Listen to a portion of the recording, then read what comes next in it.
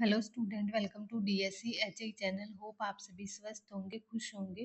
तो आज हम इस वीडियो में बात करेंगे, जो कि हम करिकुलम के पेपर की बात कर रहे हैं। इसमें हमारा 2.5 जो यूनिट सेकेंड यूनिट है, उसका 2.5 को जो है इस वीडियो में देखेंगे। टॉपिक क्या है हमारा? Adaptation of teaching strategy as per the children need. So हमें टीचिंग स्ट्रेटजी को किस तरीके से अडेप्ट करना है as per the children need को ध्यान में रखते हुए। सो उसको आज हम इस वीडियो में देखेंगे। सो सबसे पहले जो है वो आपको पता होनी चाहिए ये चार टर्म कि इनमें क्या डिफरेंस है, कि टीचिंग अप्रोच क्या होती है, टीचिंग मेथड क्या है, टीचिंग टेक्निक क्या है और टीचिंग स्ट्रेटजी क्या है। क्योंकि जब हम लेसन प्लान बनाते हैं, जब हम पढ़ाते हैं, तो ये चार टर्म्स को जो है वो हमें देखने को मिलती है। इसमें डिफरेंस जो है वो हमें पता होनी चाहिए। तो इसको पहले डिस्कस करेंगे।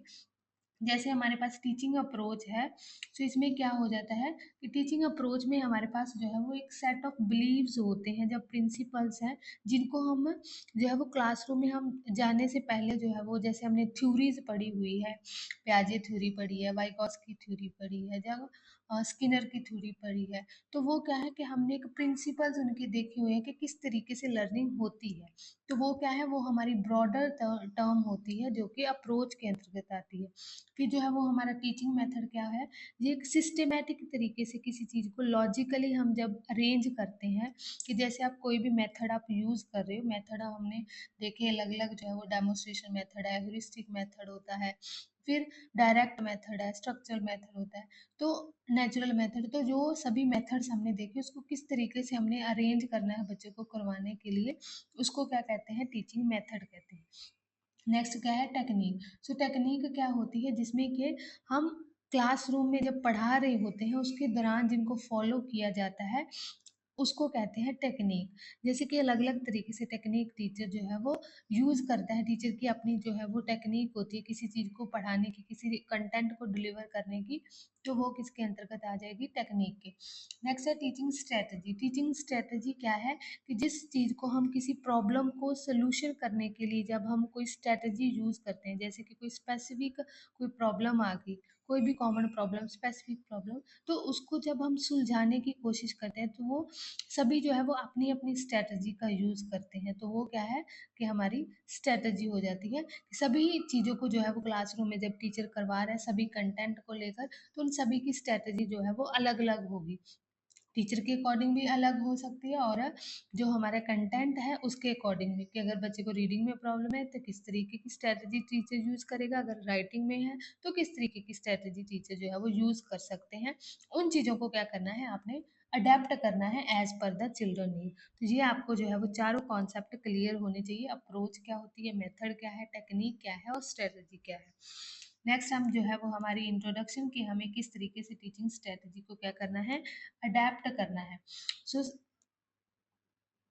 सबसे पहले क्या है हमारे पास, कि टीचिंग स्ट्रेटजी को जब हम as per the children need को जब हम अडेप्ट करते हैं, तो उसमें क्या चीज़ को ध्यान में रखना है, कि ज़्यादा से ज़्यादा जो है वो इलिस्ट्रेशन मीन्स पिक्चर्स की मदद से ज़्यादा जो है वो करना है, और मॉडिफाई चीज़ों को करना है, कि क्योंकि बच्चों की हमें लर्निंग स्टाइल को ध्यान में रखना है, कि लर्निंग स्टाइल जो है वो अलग अलग होते हैं। बच्चे की एबिलिटी क्या है, बच्चे की क्षमताएँ क्या होती हैं, उनकी जो है विशेष जहाँ व्यक्तिगत आवश्यकताएँ क्या है, कि बच्चे को इंडिविजुअल अगर किसी चीज़ की नीड है, तो उसके हिसाब से जो है वो चीज़ों को आपने क्लासरूम में जो है उसको इम्प्लीमेंट करना है। तो बच्चों की ज़रूरतों को आकलन करना है सबसे पहले।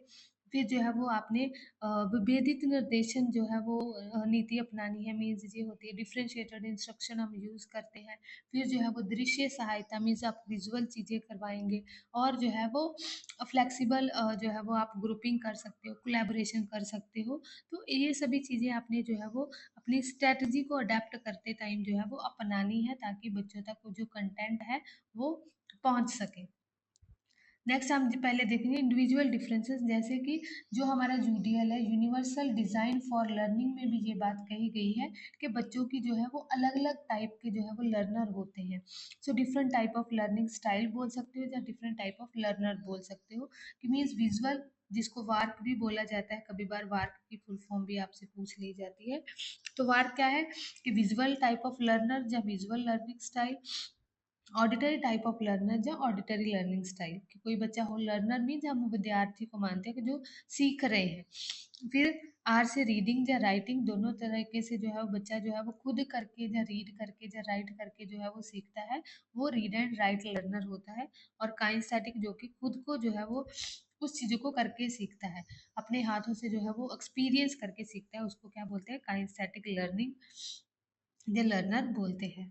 नेक्स्ट हमारे इंडिविजुअल डिफरेंसेस जो है वो क्लासरूम जो है वो हमारा एक तरीके से डाइवर्सिटी से फील्ड होता है, मीन्स उसमें अलग अलग प्रकार के स्टूडेंट्स होते हैं, उसकी अलग अलग नीड हो सकती है, उनका एजुकेशनल बैकग्राउंड अलग हो सकता है, अटेंशन स्पैन अलग हो सकता है, लैंग्वेज में जो है वो एबिलिटी जो है वो डिफरेंट हो सकती है, फिर जो कल्चर बैकग्राउंड है वो भी अलग हो सकती है।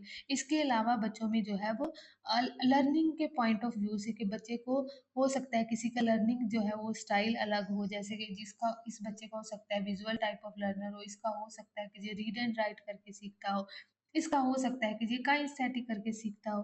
तो इस तरीके से जो है वो अलग अलग जो है वो हमारे पास क्या है, कोई बच्चा ये जो हो सकता है कि ऑडिटरी लर्नर है, तो इस तरीके से जी सॉलिटरी भी हो सकता है, मीन्स कोई किसी को अलग से अकेले में जो है वो पढ़ना अच्छा लगता हो, वो अकेले से ज़्यादा अच्छा कर। तो इस तरीके से क्या है, हमारे पास जो लर्निंग स्टाइल है वो अलग-अलग है, और उनके जो है वो कल्चर जो है वो भी अलग हो सकता है, बैकग्राउंड अलग हो सकती है बच्चे की एजुकेशनल बैकग्राउंड, कि कोई हो सकता है कॉन्वेंट स्कूल से आया हो, कोई हो सकता है गवर्नमेंट स्कूल से आया तो आपकी क्लास जो है वो एक डाइवर्सिटी से भरी होगी।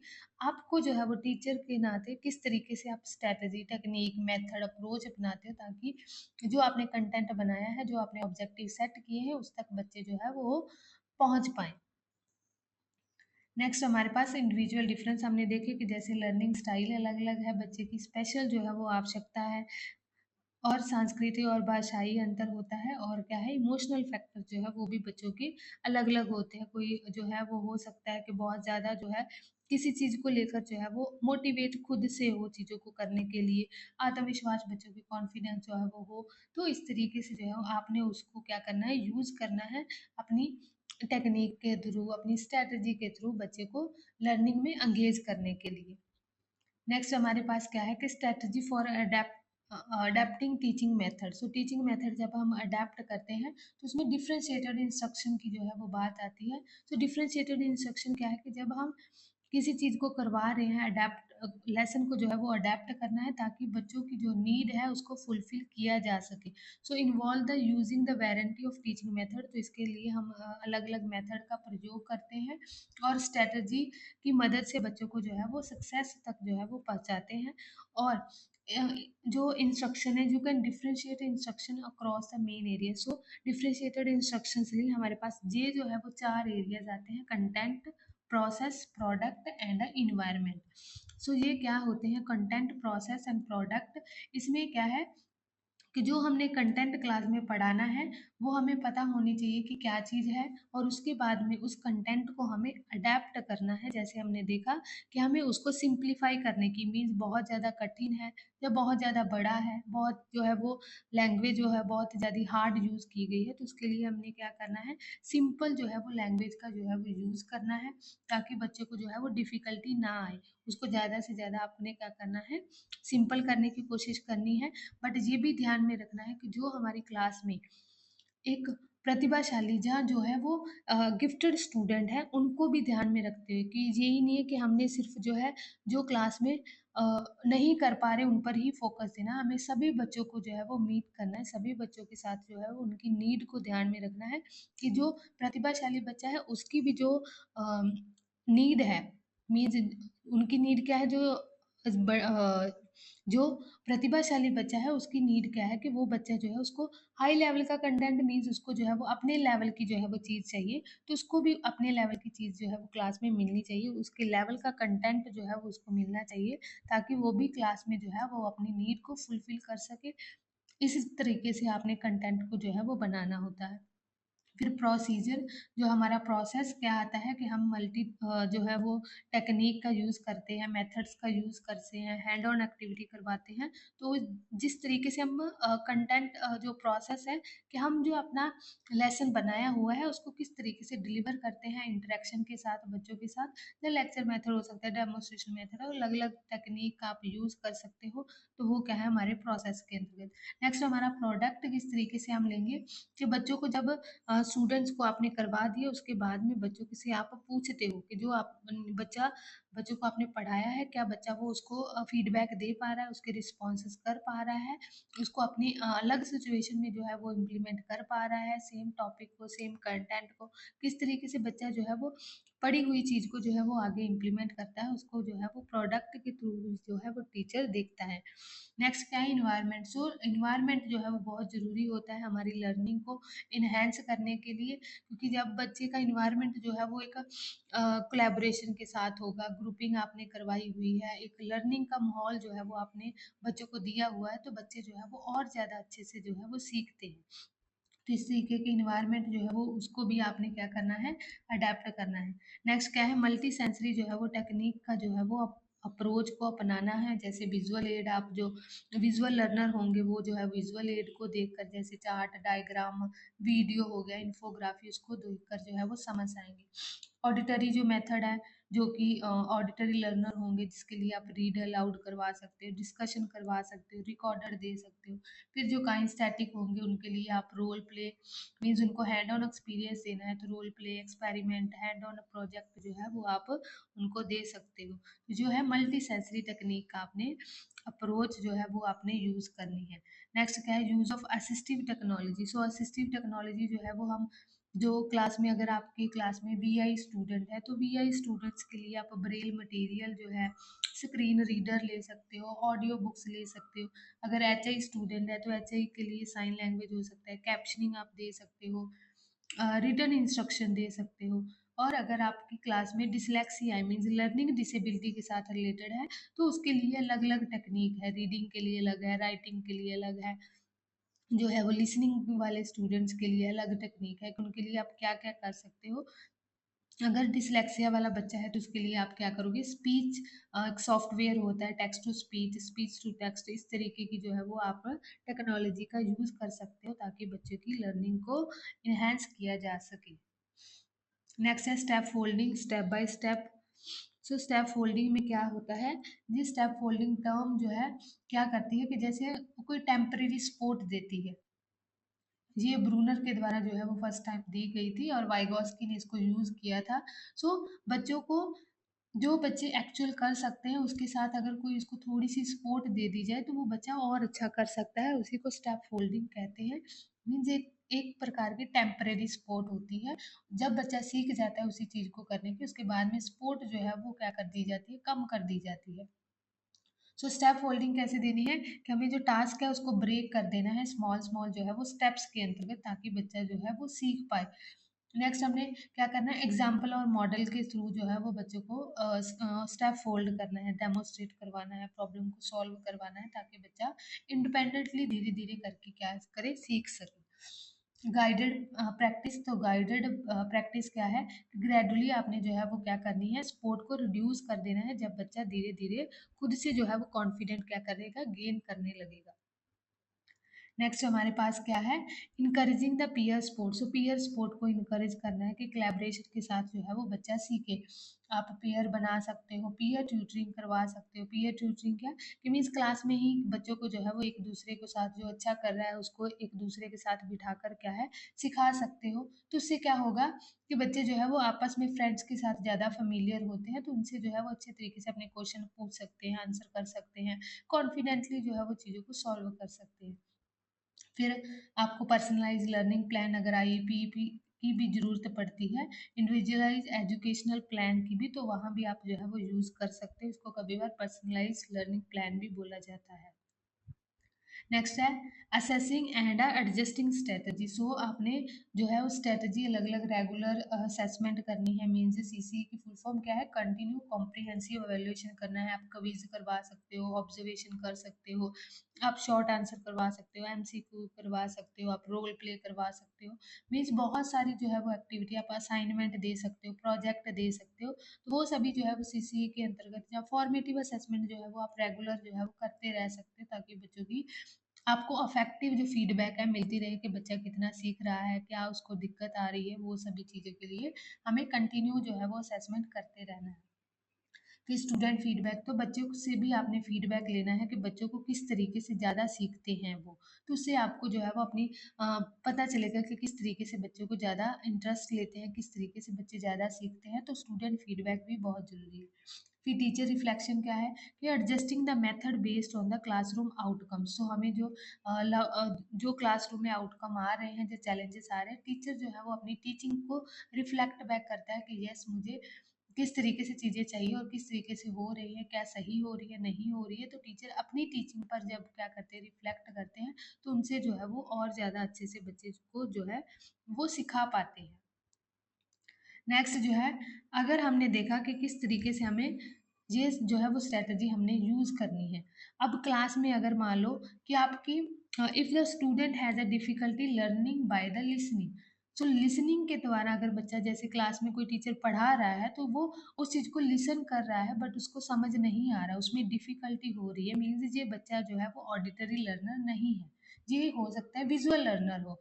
तो उसको आप किस तरीके की स्ट्रैटेजी का यूज़ करोगे, उसको जो है वो हम इसमें देखेंगे कि क्या होता है कि आप, जो बच्चा लिसनिंग करके नहीं अच्छे से सीख पा रहा है, जब वो ऑडिटरी लर्नर नहीं है, तो उसके लिए क्या करोगे, आप जो pre teach difficulty vocabulary concept, कि आप जो पहले ही जो उनको कॉन्सेप्ट आगे आने वाले चैप्टर में आप पढ़ाने वाले हो, उसको पहले वो चीज़ें थोड़ी-सी ओवरव्यू जो है वो आप उनको दे सकते हो, ताकि बच्चे को नेक्स्ट क्लास में जो है वो जब आप पढ़ाओगे तब उसको दिक्कत ना आए।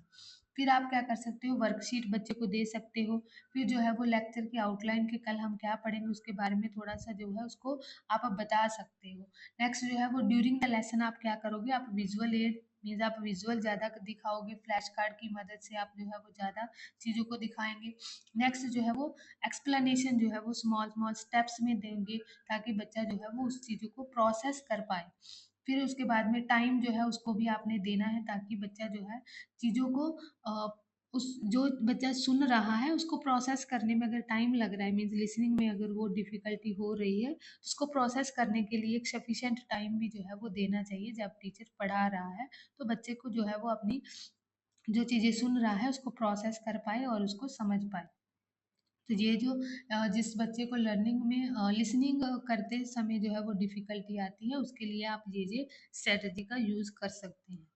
नेक्स्ट, अगर स्टूडेंट्स को जो है वो डिफ़िकल्टी हो रही है एक्सप्रेसिंग में, कि चीज़ों को वो एक्सप्रेस नहीं कर पाता वर्बली चीज़ों को, तो उसके लिए आप क्या कर सकते हो, लिखित रिपोर्ट कर सकते हो, ठीक है? रिटन रिपोर्ट हो गया, कुछ भी आर्टिस्टिक क्रिएशन, मीन्स कुछ ड्राइंग करके बच्चा दिखा सकता है, डेमोन्स्ट्रेशन करके दिखा सकता है, फिर चार्ट, ग्राफ्स, टेबल, तो इसकी मदद से करवा सकता है। फ़ोटो ऐसे कि मीन्स आप कोई पिक्चर्स देकर उसको बोल सकते हो कि ऐसे लिखना है, ठीक है? कोई मैप के थ्रू जो है वो आप करवा सकते हो। फिर बच्चों के लिए आपने क्या करना है, छोटे-छोटे क्वेश्चन, ये भी एक्सप्रेशन जो है उसको भी आपने जो है वो क्या करना है, बिल्ड करना है बच्चे के अंदर। तो उसके लिए आप क्या कर सकते हो, स्मॉल-स्मॉल जो है वो क्वेश्चन के आंसर जो है वो बच्चे से ले सकते हो। किसी प्रकार की जो है वो क्लासरूम में डिस्कशन रख सकते हो, कि डिस्कशन के बाद में बच्चों को आपने इंस्ट्रक्शन भी देनी है कि जिसको आंसर आता है वो बच्चा जो है वो क्या करे, अपना हाथ उठाए। तो बच्चों के लिए आपने खुद नहीं बोलना कि यस हाथ उठाओ, हाथ उठाओ। इस बच्चे को खुद से मोटिवेट करना है, इनकरेज करना है कि बच्चा जो है वो चीज़ों को एक्सप्रेस करने के लिए जो है वो स्टार्ट करे धीरे-धीरे। तो वो उनका मौखिक योगदान और छात्र को व्यक्तिगत रूप से भी तैयार करने के लिए जो है वो आपने ये सभी चीज़ें जो है वो करनी है। ये हमने देखी कि एक्सप्रेशन के लिए अगर बच्चे को डिफ़िकल्टी है तो उसके लिए हम क्या-क्या चीज़ों की स्ट्रैटेजी अपना सकते हैं। नेक्स्ट क्या है कि हमें अगर बच्चे को डिफ़िकल्टी है रीडिंग में, जो रिटन मटेरियल है उसको रीड नहीं कर पाता है, जैसे कि डिस्लेक्सिया वाले बच्चों को होता है, तो उसके लिए आप क्या कर सकते हो, हाइलाइट सामग्री दे सकते हो, मीन्स कुछ वर्ड्स को क्या कर सकते हो जो कि इम्पोर्टेंट टर्म्स हैं उनको हाइलाइट कर सकते हो। छात्र को पाठ को फिर से लिखने के लिए बोल सकते हो, ताकि बच्चा लिखेगा तो उसको समझ में आएगा कि यस क्या चीज़ें किस तरीके से है। फिर जो है वो आप जो उसका पीयर ग्रुप है, जहाँ फ्रेंड्स है, जहाँ अभिभावक है, पेरेंट्स को जो है वो क्या कर सकते हो कि उनको कह सकते हो कि आप उसको ज़ोर से बोलकर जो है वो उसको सुनाना है, ताकि बच्चा सुनेगा और उसको जो है वो प्रोसेस कर पाएगा।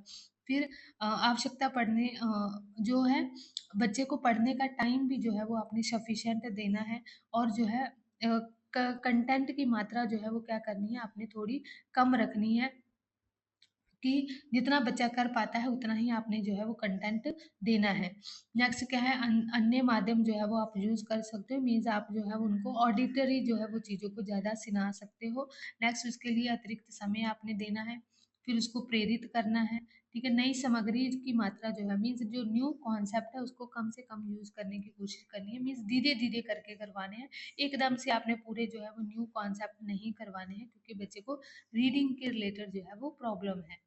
फिर पढ़ने में असाइनमेंट के रूप में जो है मुख्य विचार, शब्दों की पहचान करना, इस तरीके की आप स्ट्रैटेजी जो है वो अपना सकते हो कि बच्चे को बोलना कि जी इन वर्ड्स को जो है वो फाइंड आउट करना है, ये जो है इसके समरी के बारे में जो है उसका अध्ययन करना है, वो चीज़ें जो है वो आपने करवानी है क्लासरूम में। तो आपने कुछ समरी दे सकते हो, बच्चा जो है उसको पढ़े और कीवर्ड्स को जो है वो करवानी है क्लासरूम में। तो आपने कुछ समरी दे सकते हो, बच्चा जो है उसको पढ़े और कीवर्ड्स को जो है वो फाइंड करे। ये जो है वो कर सकते हो।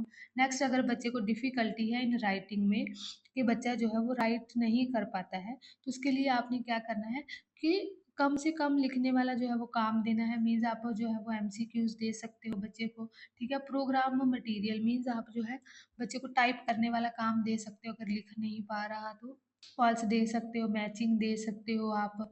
इस तरीके से अलग-अलग चीज़ें जो है वो आपने अ, स्ट्रैटेजी का प्रयोग करना है, ताकि बच्चे की राइटिंग डिफ़िकल्टी जो है वो उसको कम भी किया जा सके, और छात्र को जो है वो अलग-अलग, जैसे क्ले पर, मिट्टी पर जो है वो आप उसकी कुछ अल्फ़ाबेट्स लेटर है क्ले पर लिखने के लिए बच्चों को ट्रेस करने के लिए दिए जाते हैं। उससे बच्चे की राइटिंग जो है वो उसको सुधारा जा सकता है। तो ग्राफ हो सकता है, ग्राफ की मदद से, जैसे ग्राफ में बच्चे जो है वो लिखते हैं, किस तरीके से उनको लिखना है, वो चीज़ें जो है बच्चे को सिखाई जा सकती है। तो ग्राफ का प्रयोग कर सकते हैं।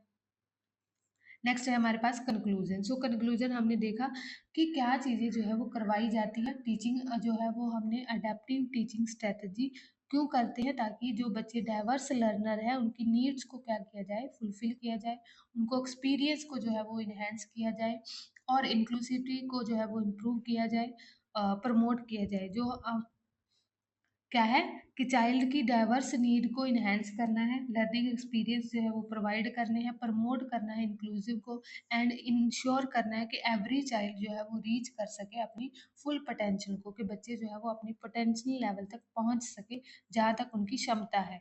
एंड डिफरेंट, इसके लिए आप क्या करते हो, डिफरेंशिएटेड इंस्ट्रक्शन देते हो, असिस्टिव टेक्नोलॉजी का यूज़ करते हो, मल्टी सेंसरी अप्रोच का यूज़ करते हो, पर्सनलाइज लर्निंग करते हो।